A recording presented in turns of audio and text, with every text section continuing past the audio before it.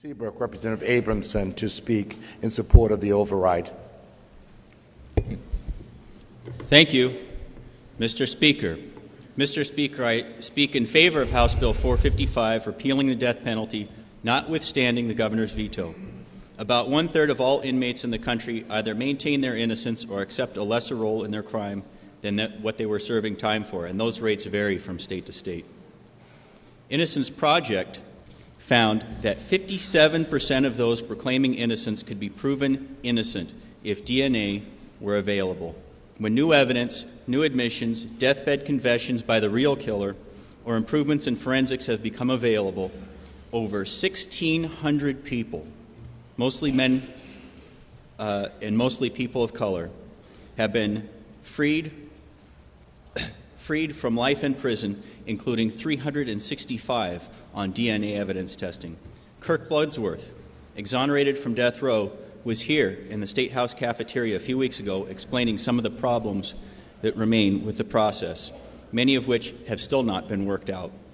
He was the first to work out the idea that DNA evidence testing might be used to prove the innocence of so many who are still behind bars.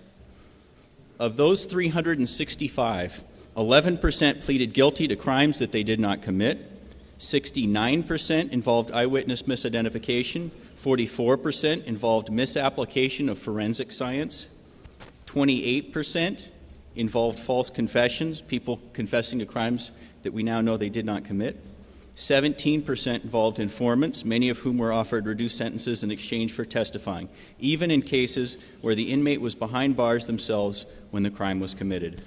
Most jurors do not know that forensic experts have been caught lying about material issues, that prosecutors are allowed to target people whom they know to be innocent, nor that they are allowed to introduce witnesses whom they know to be lying about the facts of the case.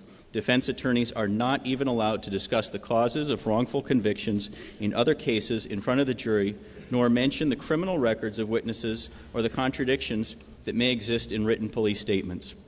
In the Chad Evans case, the only witness against him was the likely real killer, the last person to see the victim alive. And many witnesses and photos were kept away from the jury and still have been. At least Chad Evans is still alive, so that new biological evidence may be reviewed which could show that he did not kill that baby. However, there have been at least 15 executions over the last 30 years where the experts have found very strong evidence of innocence after the fact.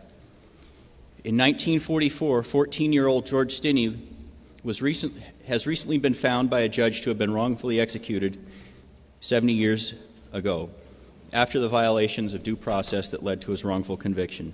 In the Pamela Smart case, we now know that 3 of her jurors were arguing in deliberations for acquittal, but 3 others arguing for the conviction were more stubborn, leading to a possible wrongful conviction in her case.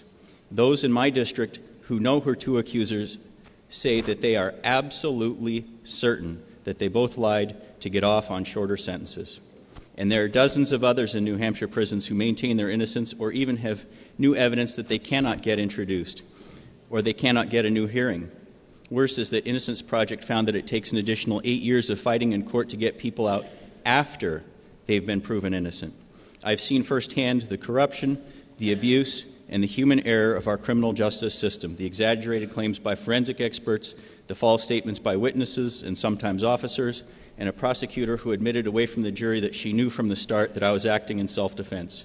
But I've been involved with or seen countless other wrongful conviction cases where prosecutors intentionally stonewall to keep innocent people behind bars or to keep evidence out. Every generation looks back on the methods and forensics used by the previous generation to convict the accused, and we look back on it with shame, then falsely assume that our own forensics and questioning process must be incontrovertible. But John Adams once said that it is better that 10 guilty men go free than 1 innocent should be punished, because the system exists to protect the innocent, he said. Benjamin Franklin said, better that 100 guilty men go free. And in a greater sense, New Hampshire's death penalty law is not applied uniformly. Removing a double standard in the law where someone killing a police officer may get the death penalty, but only life in prison for purposely killing anyone else, is a matter of principle. As a republic, by definition, A republic, by definition, is a system of principle, on one in which a uniform set of laws exists for everyone. Should one class of people be given lesser protection under the law than another? Should one group of inhabitants be punished more severely for virtually the same act?